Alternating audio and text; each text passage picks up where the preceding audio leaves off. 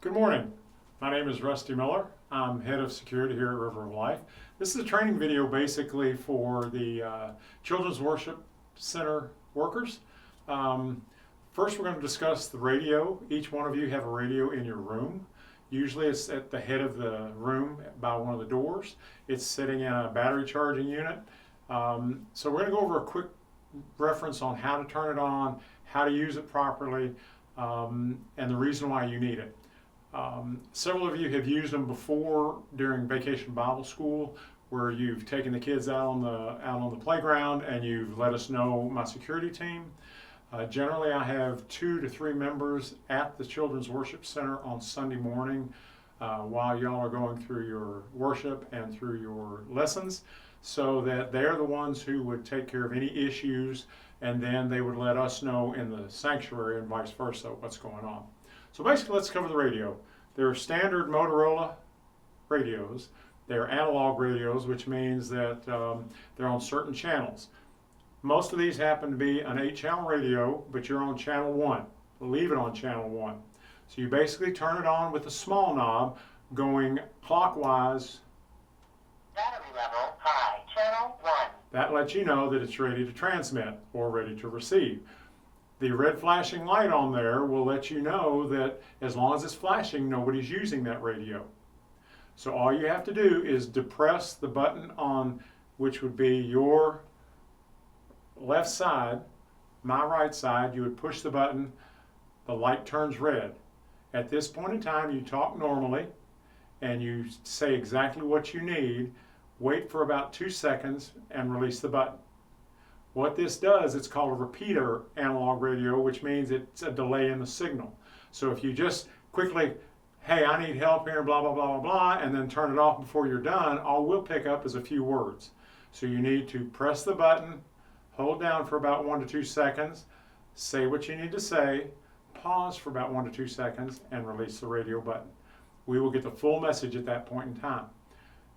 Once you've done that, then either my team will react, or I will react, or somebody else will react. We have a way to monitor these. There's a scanning feature on them that one or more of us have it on, so that if you push the button, it's ready to go.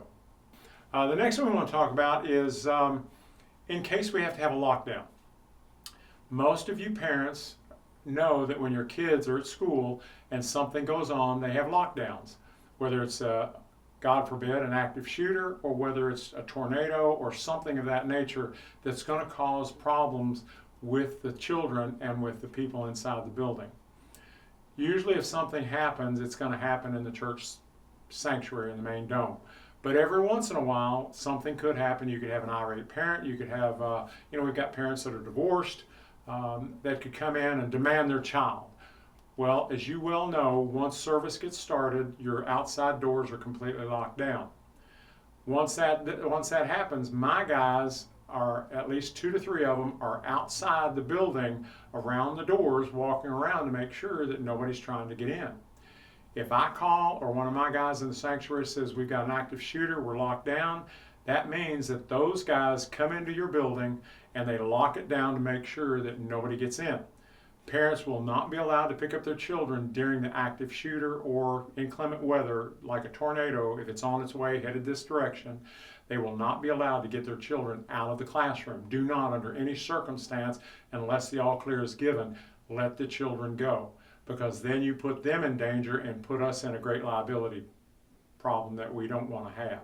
So if we have an active shooter in the dome, we will take care of it at that point in time. We'll tell our guys back here locked down. They'll run into the building, they'll lock it down. All of y'all shut your doors, take those foot wedges and put them underneath the door so that the door cannot open freely, since you cannot lock your doors. Once the all clear is given, we'll come on the radio and we'll say we're all clear to go. You can open your doors and release the kids as possible. No matter if you're banging against the door outside, do not, under any circumstances, open it unless my guys give you the all clear. All right? And once you do that, then it'll all work out.